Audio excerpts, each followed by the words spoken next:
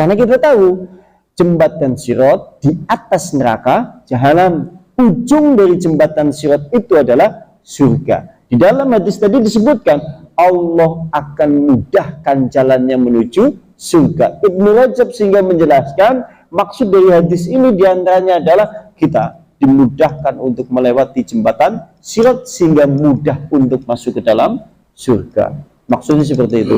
Kalau antum ingin suatu saat dan selamat bisa melewati jembatan Sirat, diantaranya adalah tempuhlah jalan ilmu itu sesungguh mungkin, sehingga kemudian kita dimudahkan untuk melewati jembatan Sirat dan dimudahkan masuk ke dalam surga. Ini penjelasan dari Ibnu Rajab Al-Hambali. La ilaha illallah Muhammadun Rasulullah alaihi salatullah wa alihi wal ahibbah. La ilaha illallah. Berikutnya yang nomor 4. Yang nomor 4 menurut itu Ibnu Rajab, bil ilmi, dengan thalabul ilmu dan dengan ilmu pula Allah akan menuduhkan, yaitu menunjukkan jalan yang terang menuju surga, sehingga maksudnya juga akan berujung dia bisa melewati jembatan Sirat. Kata Ibnu Rajab Al-Hambali. Kita tahu ya, begitu kemudian neraka jahanam didatangkan, sebelum jembatan Sirat itu diletakkan di atas neraka jahanam, dan kita semua manusia nanti disuruh untuk melewati jembatan Sirat itu, jembatan yang diletakkan di atas neraka jahanam. Kata Rasulullah, ada yang seperti berlari, ada yang seperti berjalan, ada yang seperti merangkak, ada yang seperti kilat, ada yang seperti kemudian terkoyak-koyak tubuhnya, sebagian telah tercabik-cabik oleh kalalib atau jangkar-jangkar atau kemudian besi-besi pemukul yang ada di dalam jembatan Sirat itu, tapi kemudian dia selamat. Dan di antara orang yang bisa melewati jembatan Sirat itu adalah orang yang menuntut ilmu. Maksudnya seperti itu. Karena kita tahu jembatan Sirat di atas neraka jahanam.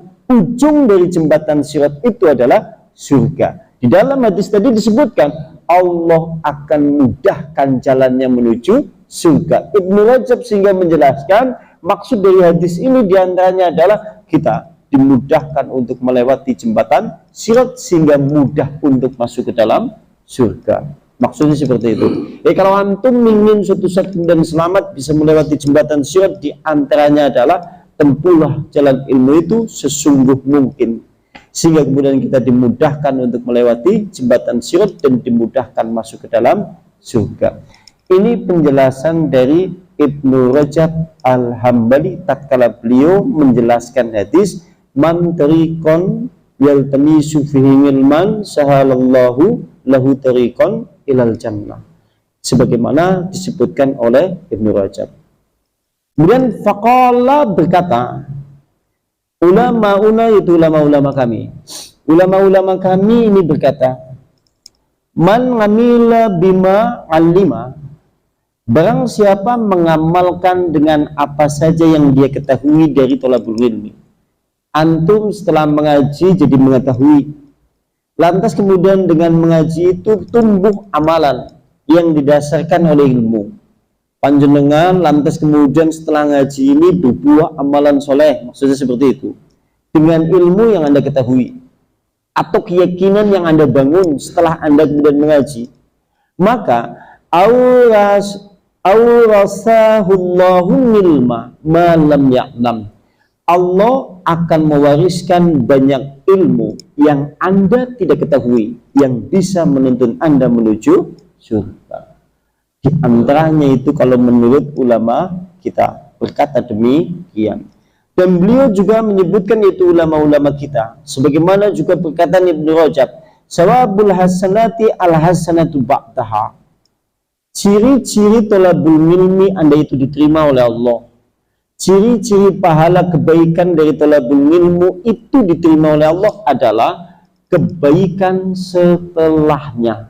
Maksudnya, kalau Anda duduk di majelis taklim, kemudian pulang menuju rumah masing-masing, kemudian melahirkan banyak amal soleh, setelah duduk di majelis taklim ini melahirkan kebaikan-kebaikan setelahnya, maka ini tanda dari ngaji kita diterima oleh Allah Subhanahu wa Ta'ala.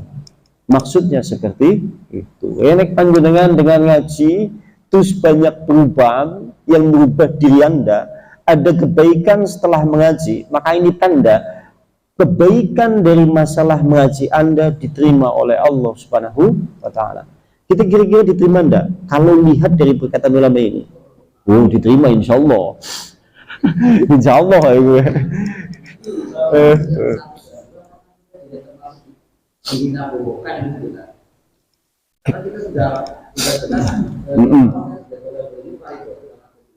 Iya.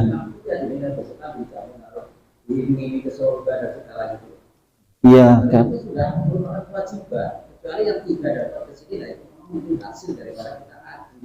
Karena memang sebetulnya gini, setiap kalimat dari yang disampaikan oleh hadis Nabi itu kan sebetulnya dijelaskan oleh ulama-ulama kita.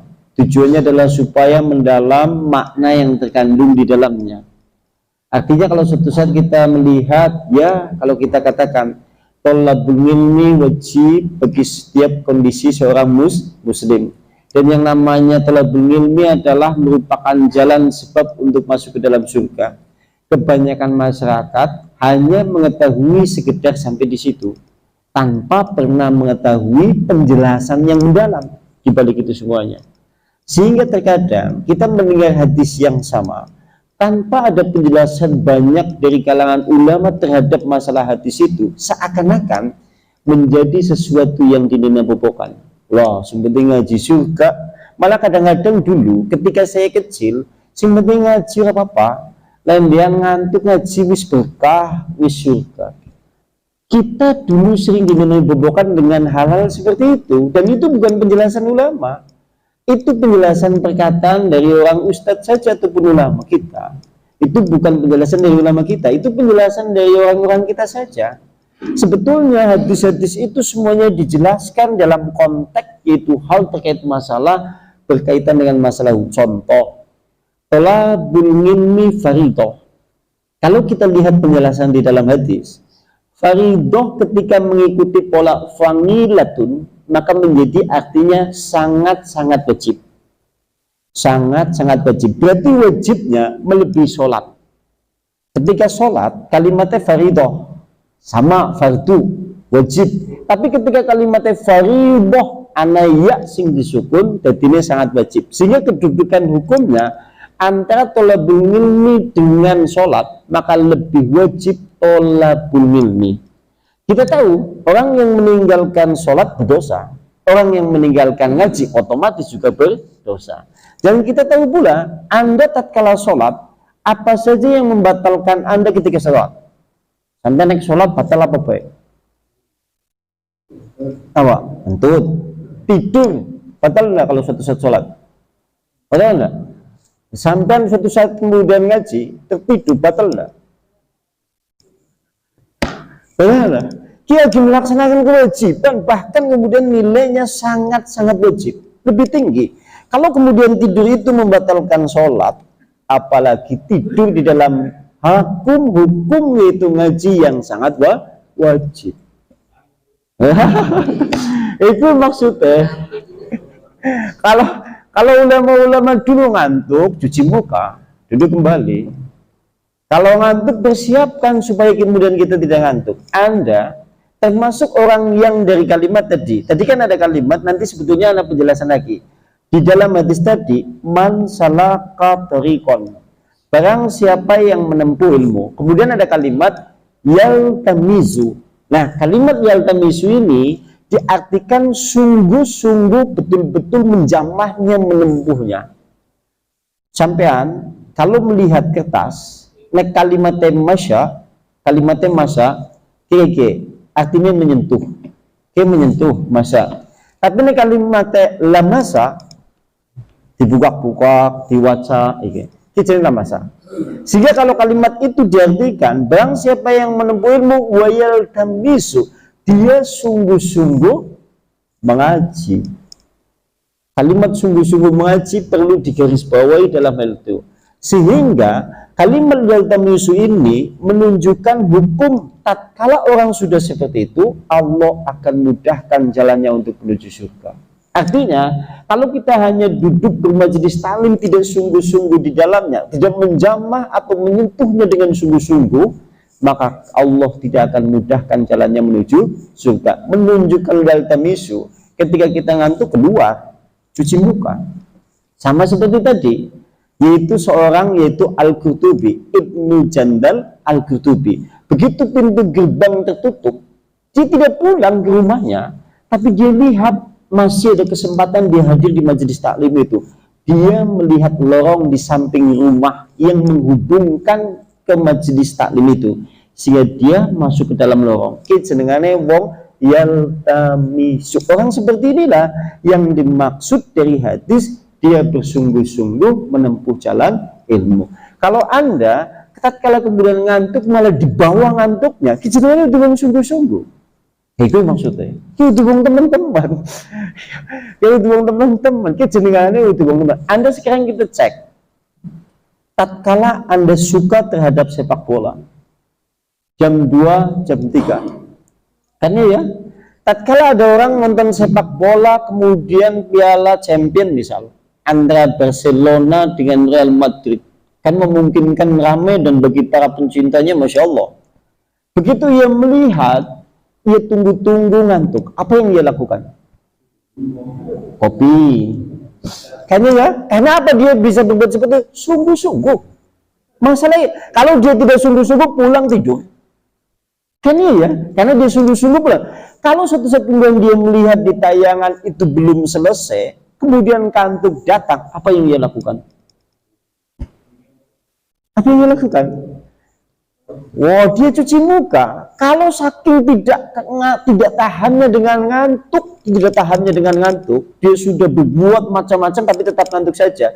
Dia bilang sama temannya, nanti tolong informasikan atau rekam itu video itu, supaya saya bisa lihat tayangan ulangannya. Siapa yang menang antara Barcelona dengan Real Madrid? Karena dia apa? Sungguh-sungguh dengan sepak bola. Kita seperti itu enggak? Kising jenengane wong sing dimudahkan jalannya menuju surga. Itu maksudnya seperti itu. Nah, selama ini kita melihat dari hadis ini hanya dipahami dari konteks tekstual yang ada di dalam hadis ini, sehingga mengarah kepada pengertian seakan-akan dirinya bukan.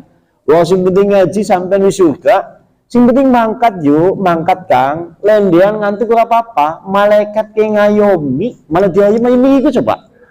Kan hari ini kita diayomi seperti itu. Kecuali kayak gini, Anda boleh kemudian angkat kedua, meninggalkan majelis taklim itu jika orang yang mengajarkan ilmu itu tidak sesuai dengan Al-Quran dan Sunnah. Anda boleh tinggalkan. Dengan suatu saat ikut kajian, ternyata begitu ikut kajian, dengan kemudian melihat di sana tidak didapati ilmu yang banyak, malah banyak guruan, candaan, tawan.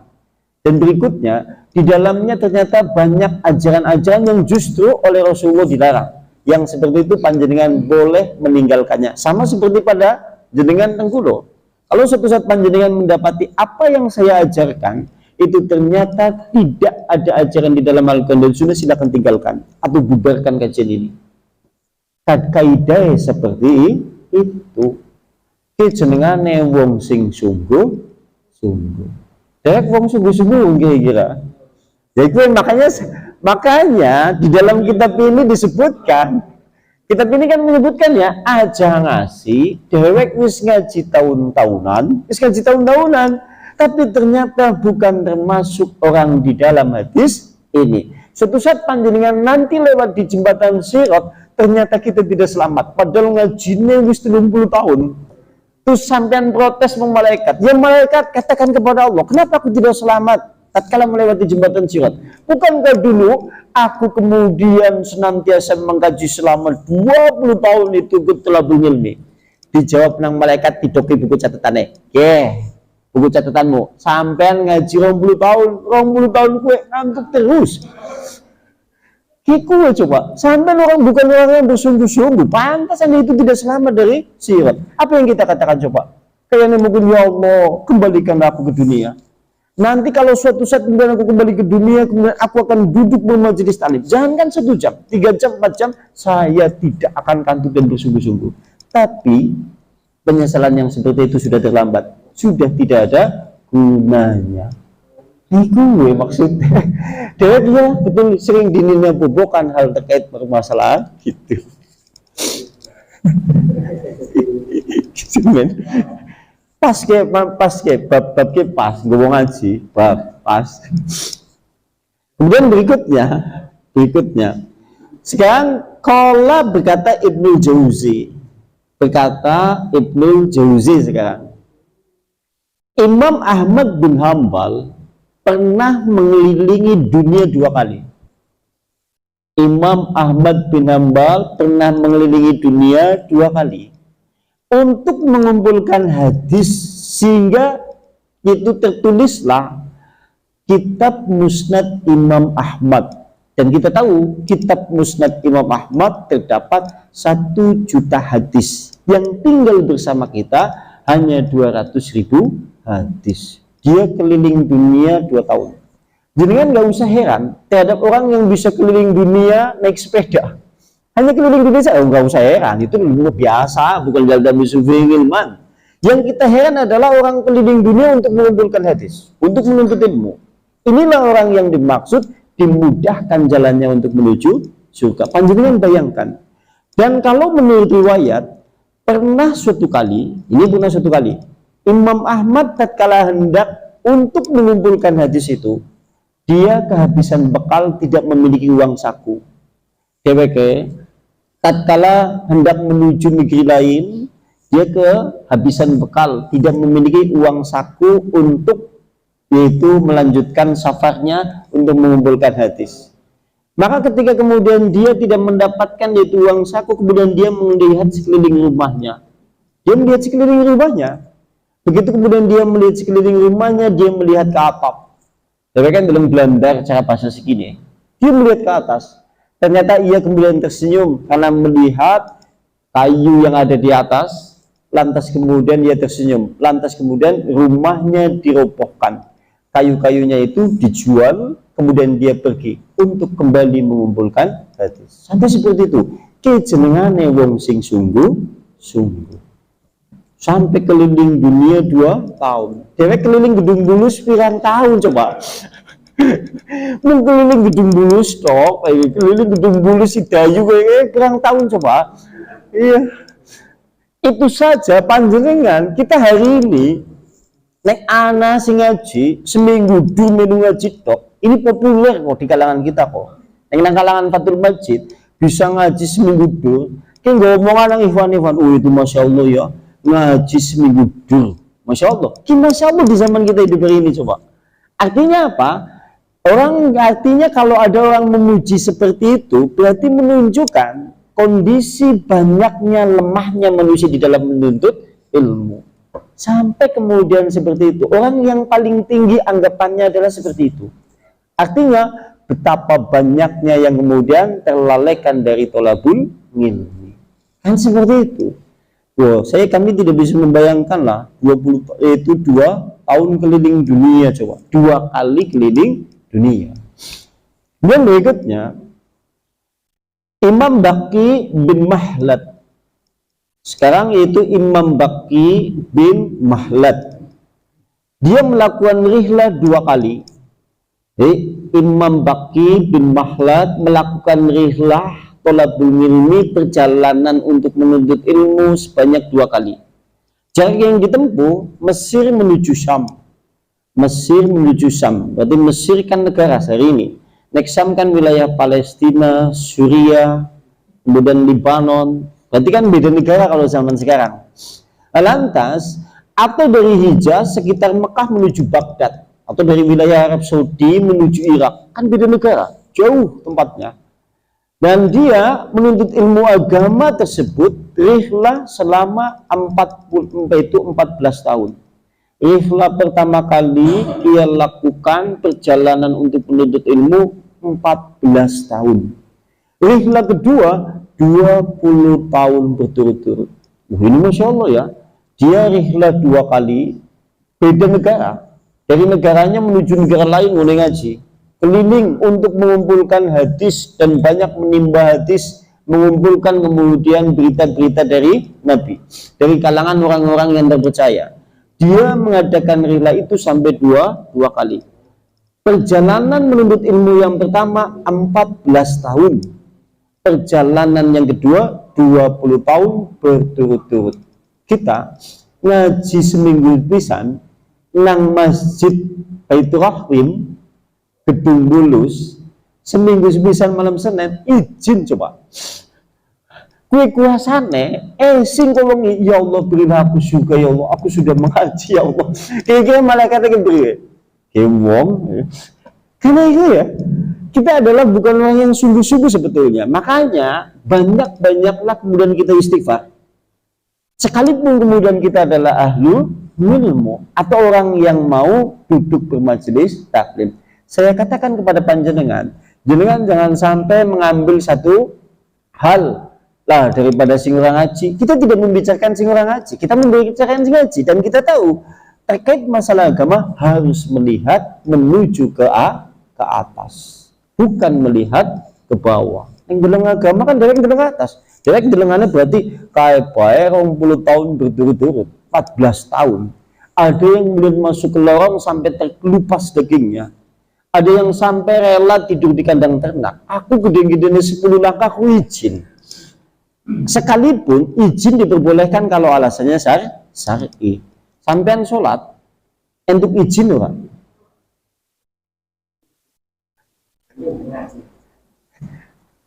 Nah sekarang gini, sekarang yang menjadi hukum, kapan orang meninggalkan ilmu dihitung berdosa? Kan kita tahu ya, thalabul ilmi fardhu, mengaji itu hukumnya wajib. Berarti meninggalkan wajib hukumnya berdosa, kan seperti itu. Nah, kapan kemudian kaum muslimin dia dihitung berdosa dari hal permasalahan yaitu mengaji?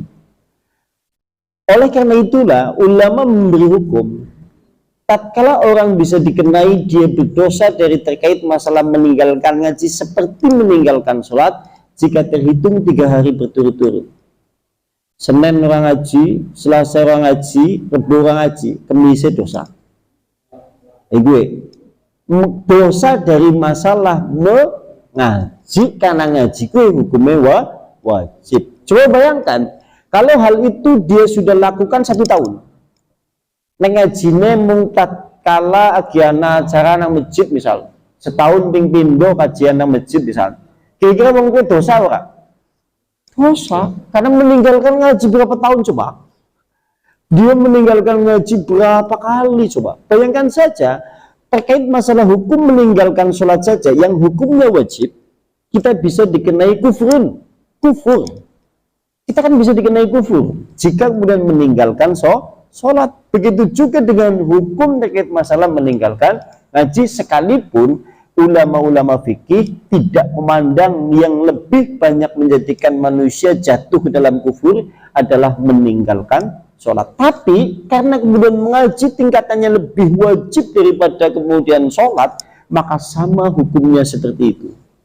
Sama seperti itu. Coba bayangkan, akibat tidak mengaji, berapa banyak manusia yang tersesat? Berapa coba? Karena tidak tahu. Anggapannya yang lebih parahnya lagi, meninggalkan ngaji tidak merasa berdosa.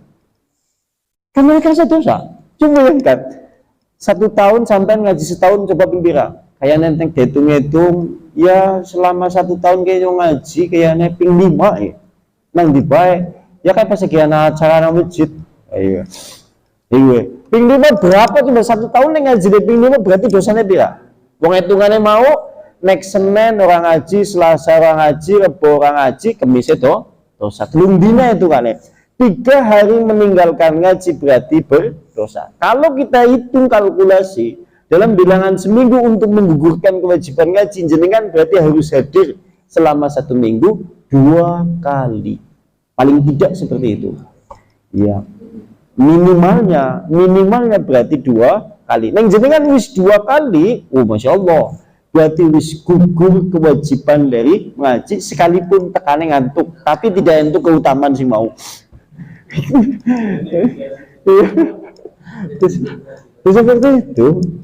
Nah, ini terkait masalah yaitu keutamaan ilmu. Insya Allah pada pertemuan berikutnya. Mungkin ada yang mau ditanyakan lagi.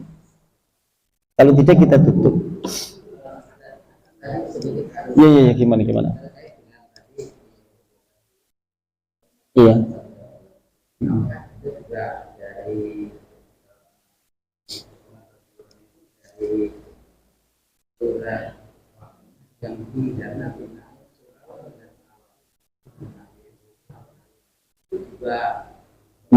Terkait dengan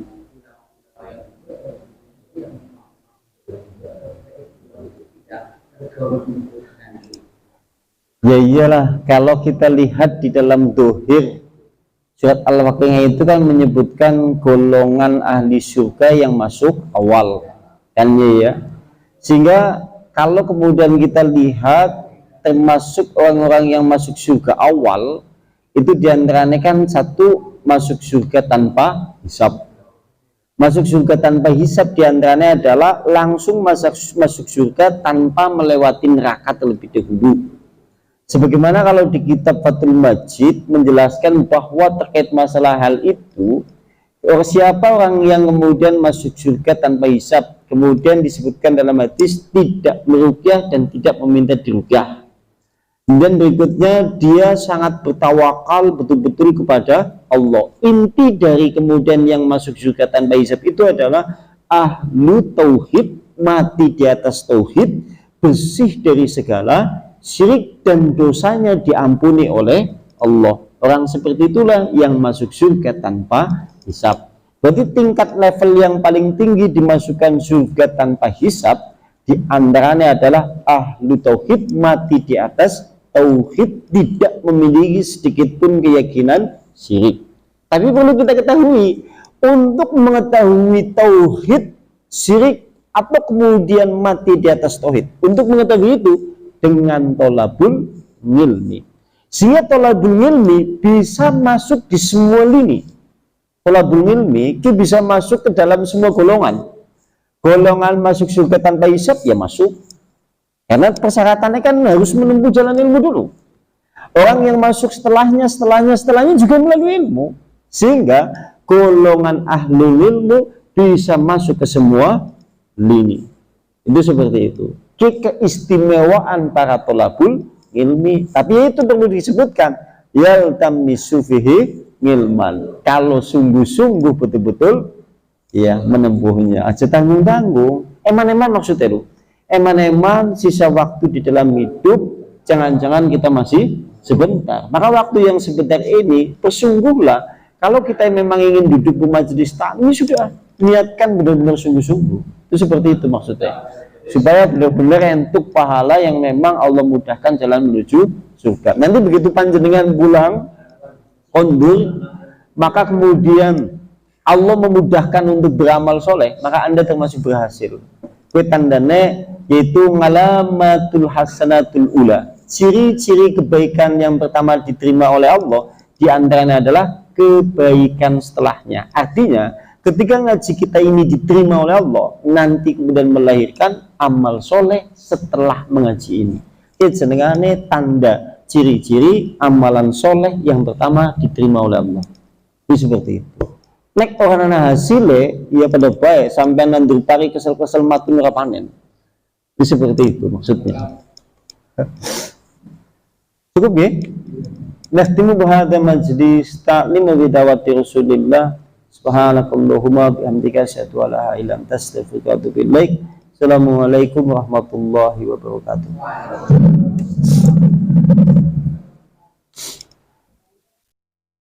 Bacain lewat kumon pakponnya. Suwe pun mantun apa tereng? Oh, coba. Oh.